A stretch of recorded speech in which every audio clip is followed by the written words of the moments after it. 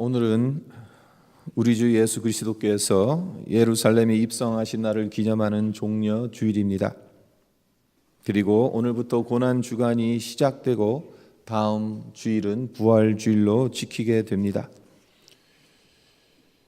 교회력상 가장 드라마틱하고 중요한 시간을 보내고 있는 셈인데, 평화의 왕으로 예루살렘 성에 입성하셨고 우리에게 구원을 주시기 위해 십자가를 지신 주님의 고난을 깊이 묵상하며 그 은혜에 감사하는 한 주간이 되기를 바랍니다. 예수님께서 예루살렘에 입성하신 것은 이때가 처음은 아닙니다. 공생의 기간 중에 여러 차례 예루살렘을 방문하셨습니다.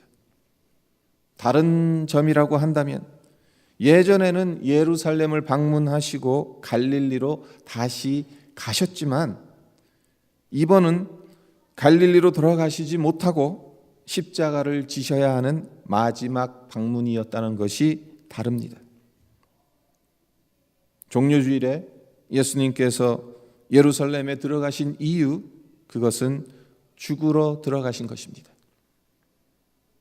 그런데 어떤 이들은 자기 겉옷을 벗어서 길바닥에 펴고, 다른 어떤 이들은 종려나무 가지를 길에 펴며 이스라엘을 해방시킬 왕이 왔다고 호산나 소리치며 주님의 입성을 열렬히 환영했습니다. 오랫동안 로마 제국의 압제를 받으며 살아왔는데 이제 그들을 해방시킬 왕이 오셨으니 예루살렘이 난리가 난 것입니다. 네, 예수님은 이스라엘의 왕으로 이스라엘의 수도인 예루살렘에 입성하셨습니다. 그러나 사람들이 생각하는 정복 군주가 아닌 당신의 생명을 내어주신 평화의 왕으로 오셨습니다. 이런 점에서 종려주일은 진정한 왕이 등극하시는 기쁨과 환희가 넘치는 날이기도 합니다마는 그와 동시에 죽음의 고난이 실제적으로 시작되는 고난 주간의 첫날이기도 합니다. 종려주일, 우리에게 진정한 자유와 평화를 주시기 위해 예루살렘 성문 안으로 들어가셔서 죽으셔야 했던 주님의 그 심정이 어떠했을지, 그리고 그렇게까지 우리를 사랑하시는 주님의 사랑을 헤아리고 깨닫는 시간이 되었으면 합니다. 오늘 함께 우리가 살펴보고자 하는 본문 말씀은 출애굽기 12장 1절로 13절인데요. 유월절에 관련된 말씀입니다. 하나님께서 430년간 노예살이했던 이스라엘 백성들을 구출하시고자 바로의 장자로부터 옥에 갇힌 사람의 장자까지, 심지어 가축에 처음 난 것을 치시는 마지막 10번째 재앙을 내리시는데, 그 전에 이스라엘 백성들에게는 재앙에서 피할 길을 가르쳐 주시죠. 유월절의 사건이 애굽 사람들에게는 재앙으로, 그러나 이스라엘 백성들에게는 구원으로 다가온 셈입니다. 마치 동전의 양면과도 같이 구원과 심판은 항상 같이 옵니다. 복음도 마찬가지입니다. 복음은 기쁜 소식입니다. 예수님의 보혈로 구원받는다고 하니 얼마나 기쁜 소식입니까? 자격이 없어도 괜찮습니다. 죄와 허물이 있어도 상관없습니다. 예수님께서 나를 위해 십자가에 못 박혀 돌아가셨다는 것을 믿음으로 받아들이기만 하면 빈부귀천과 상관없이 구원의 선물인 영생을 누릴 수 있습니다. 하나님의 자녀가 될 수 있습니다. 하지만 이 기쁜 소식을 받아들이지 않으면 어떻게 되겠습니까? 복음을 받아들이지 않아도 여전히 기쁜 소식으로 남아 있겠습니까? 아닙니다. 기쁜 소식이 슬픈 소식으로 변합니다. 축복은 저주로 바뀝니다. 복음을 거부하면 천국에서 하나님과 영원히 사는 영생의 복이 아닌 지옥에서 영원히 벌을 받을 수밖에 없게 됩니다. 그것이 유월절 날 애굽 사람들에게는 재앙으로, 이스라엘 백성들에게는 구원으로 마치 동전의 양면과도 같이 임한 하나님의 유월절 사건이었다는 것입니다. 그런데 생각해 보십시오. 좌우분설주와 임방에 어린 양의 피를 바르는 것이 뭐가 그리 어렵겠습니까? 죽음의 천사가 들어오지 못하게 하는 것 치고는 너무 시시하지 않습니까? 우리 생각엔 어린 양의 피를 발라둔 것이 표시가 잘 나지 않아서 죽음의 천사가 혹시 보지 못하고 실수로 들어올 수도 있으니 이 집에는 이스라엘 백성이 살고 있습니다 라는 네온 사인 간판을 만들어 달아야 할 것 같습니다.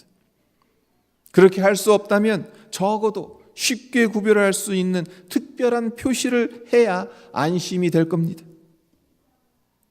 하지만 하나님께서 지시하시는 것은 고작 어린 양의 피를 바르라는 것입니다. 멀리서 보면 이 집을 건너뛰어야 할지 말아야 할지 구분이 가지 않을 정도로 특별한 게 없습니다. 예수님께서 십자가에서 흘리신 보혈 역시 마찬가지입니다. 사람들 눈으로는 초라하고 어리석게 보입니다. 나사렛 시골 가난한 목수의 아들이 33살의 나이에 죽은 것이 뭐가 그렇게 대단합니까? 로마 군병들에게 희롱을 당하고 채찍을 맞아 온몸의 살점들이 찢겨나갔던 구레네 사람 시몬이 대신 지고 갈 만큼 십자가 하나 제대로 들고 갈 힘이 없었던 예수라는 청년이 흘린 피, 그 피가 무슨 대단한 능력이 있길래 인류의 모든 죄를 깨끗하게 씻을 수 있겠습니까? 하지만 그 피를 마음의 문설주와 임방에 바른 사람들만이 구원을 받을 수 있다라는 것입니다. 죄와 사망의 권세가 뛰어넘어갈 수 있다라는 것입니다. 12절과 13절을 보십시오. 재앙과 구원이 어떤 식으로 대비되어 있는지를 12절과 13절에서 출애굽기 기자가 이렇게 말합니다. 먼저 12절을 보시면 내가 그 밤에 애굽 땅에 두루 다니며 사람이나 짐승을 막론하고 애굽 땅에 있는 모든 처음 난 것을 다 치고 애굽의 모든 신을 내가 심판하리라. 나는 여호와라. 하나님은 애굽 사람들에겐 심판하시는 분으로 하나님 당신을 드러내셨습니다.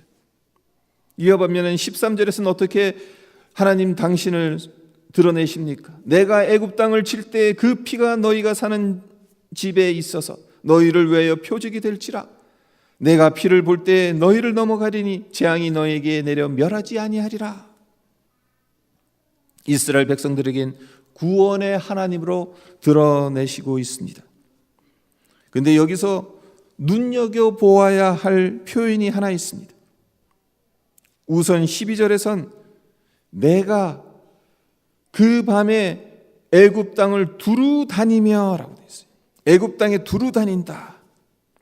네, 영어 성경으로 보면 pass through라고 번역을 해놨어요. 이어 보면 13절에선 내가 피를 볼 때 너희를 넘어가리라. 넘어가겠다. 영어 성경에서는 우리가 너무나도 잘 알고 있는 pass over로 번역을 해놨어요. 같이 패스하는 건데 패스 트루하고 패스 오버는 엄청난 차이죠.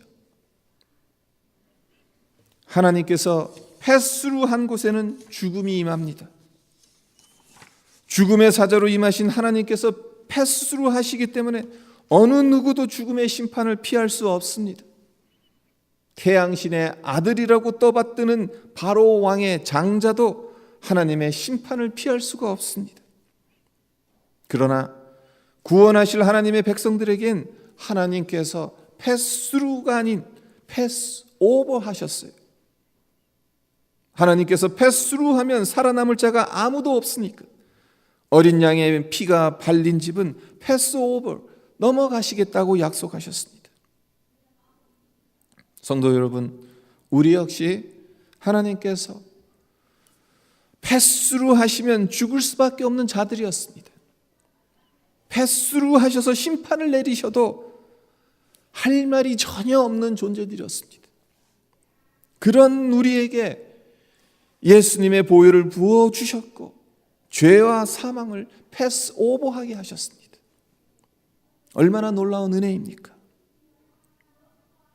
이뿐만이 아닙니다. 어린 양을 잡는 과정을 들여다보면 그 안에 하나님의 엄청난 사랑과 은혜가 담겨 있다는 것을 발견하게 돼요. 3절을 보세요. 너희는 이스라엘 온 회중에게 말하여 이르라. 이달 열흘에 너희 각자가 어린 양을 취할지니. 이달 열흘에 너희 각자가 어린 양을 취하라고 말씀합니다. 그리고 6절을 보세요. 6절에서는 이달 열 나흔 날까지 간직하였다가 해질 때에 이스라엘 회중이 그 양을 잡고 열 나흘 날까지 어린 양을 간직하였다가 해질 때에 그 양을 잡으라고 말씀하십니다.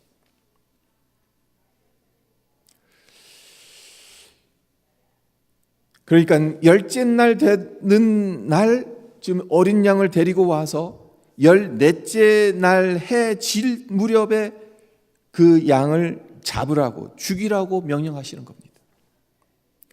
하나님께서 왜 이런 명령을 내리셨을까요? 데리고 온 날 그날 잡아도 되잖아요. 굳이 4일이나 데리고 있다가 잡으라고 하신 이유가 무엇이겠습니까? 하나님께 드려야 되는 양, 그것은 흠이 없어야 합니다. 그렇기 때문에 먼저는 흠 없는 어린 양을 골라야 합니다. 그리고 집으로 데리고 오죠. 집에 데리고 온 후에는 집 밖에 내보내지 않습니다.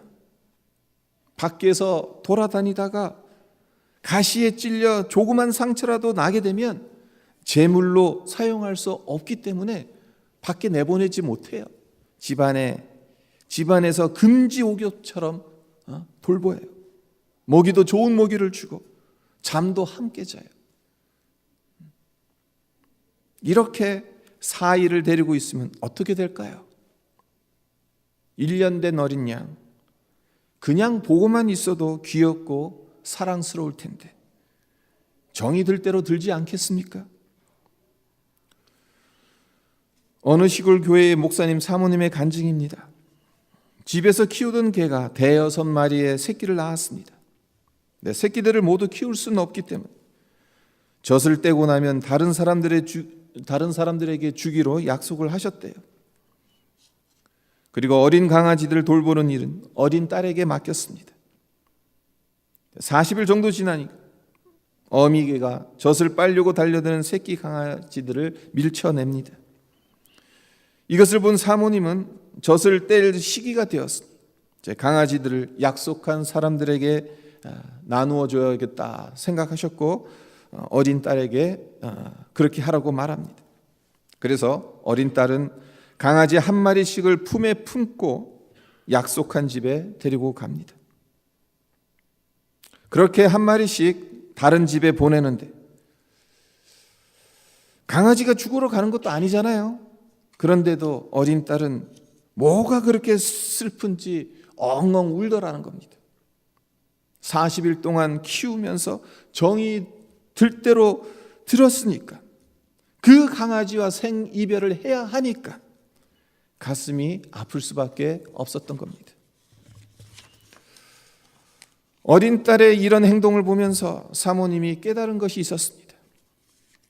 강아지를 도살장이 아닌 사랑으로 돌보아줄 좋은 곳으로 보내는데도 정들었던 강아지와 헤어지는 것이 저 정도로 슬픈데 희생제물로 바치기 위해 데리고 온 어린 양을 죽여야 하는 이스라엘 백성들의 마음은 얼마나 아프고 힘들었을까 짐작이 가더래요. 하나님은 왜 이런 명령을 내리시는 걸까요? 어떻게 보면 너무 잔인하시지 않습니까? 그냥 데리고 오자마자 잡으면 아직 어린 양과 관계가 맺어지기 전에 그냥 오자마자 잡으면 마음고생할 필요가 없어요. 그냥 고기 덩어리다 생각하고 잡을 수가 있어요. 하지만 4일 동안 먹을 거 주고 같이 자고 같이 지내고 시간을 함께 보내고 그럼 정이 들고 관계가 맺어지고 왜 가슴을 도려내는 아픔을 경험하게끔 4일 동안 정을 붙인 후에 어린 양을 죽이라고 하셨겠어요? 여러분께 하나님께서 이렇게 하신 이유를 깊이 묵상해 보세요. 하나님은 어린 양의 피가 값싼 것이 아니라는 사실을 가르쳐 주시려고 이렇게 하신 것입니다.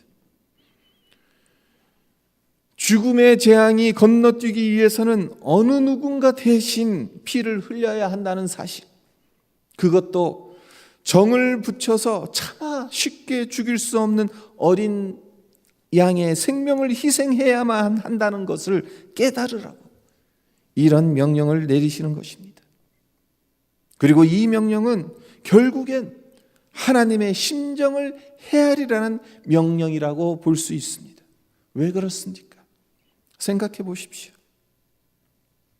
예수님께서 십자가에 못 박혀 돌아가셨을 때 성부 하나님의 심정이 어떠했을까요? 4일 동안 함께 밥 먹고 함께 잔 어린 양을 죽이기 위해 칼을 드는 것과는 비교가 안 될 것입니다. 그렇습니다. 십자가에는 우리를 죄와 사망에서 구원하시기 위해 지불하셔야 했던 하나님의 희생과 고통이 고스란히 담겨 있는 것입니다. 구원은 전적으로 은혜의 선물입니다. 우리의 공로는 먼지 한 톨도 섞이지 않고 전적으로 십자가에서 피를 흘리신 주님의 대속적 희생으로 주어진 선물입니다. 오늘 본문인 창세기 12장에도 유월절이 전적인 하나님의 선물이라는 사실을 보여주는 구절이 나옵니다. 바로 11절인데요. 11절을 보면 유월절을 누구의 유월절이라고 말씀하고 있습니까? 너희는 그것을 이렇게 먹을지니 허리에 띠를 띠고 발에 신을 신고 손에 지팡이를 잡고 급히 먹으라. 이것이 여호와의 유월절이니라. 여호와의 유월절이라고 출애굽기 기자가 분명하게 말하고 있습니다. 왜 그냥 유월절이라고 하지 않고 여호와의 유월절이라고 말씀하셨을까요? 이스라엘 백성들에게 이 날을 주셨으니까 이스라엘의 유월절이라고 하는 것이 더 타당할 수 있을 텐데 왜 이스라엘의 유월절이 아닌 여호와의 유월절이라고 말씀하시는 것이겠습니까? 그 이유는 여호와 하나님께서 선물로 주신 날이기 때문에 그렇습니다. 내가 잘나서 나에게 자격과 공로가 있어서 주어진 나의 유월절이 아니라는 겁니다. 오직 하나님의 권능으로 죽음의 재앙에서 건져내신 하나님의 유월절이라는 겁니다. 예수님께서 예루살렘에 입성하시던 날 군중들은 호산나를 외치며 열렬히 환영했습니다. 하지만 주님을 그토록 열렬히 환영했던 그 군중들, 예수님이 그들의 소망을 이루어줄 정치적 메시아가 아니라는 사실을 알고 난 후에 언제 그랬냐는 듯 예수님에게서 등을 돌리죠. 빌라도가 예수님을 풀어주려고 하였지만 예수 대신 바라바를 풀어주라고 하고 더 나아가선 예수님을 십자가에 못 박게 하라고까지 하지 않았습니까? 예수님께서 이것을 모르셨겠습니까? 아셨을 겁니다. 하지만 그럼에도 불구하고 죽음이 기다리는 예루살렘 안으로 들어가셨습니다. 만왕의 왕께서 1년 된 어린 양처럼 아무 저항도 하지 않고 희생 제물이 되셨습니다. 성도 여러분, 우리는 오늘부터 일주일 동안 고난주간을 보냅니다. 바라기는 이번 주를 단순히 1년 52주 중 한 주라고 생각하지 마시고 십자가에 죽으시기까지 주님께서 걸어가셨던 그 고난의 여정을 묵상하시기를 바랍니다.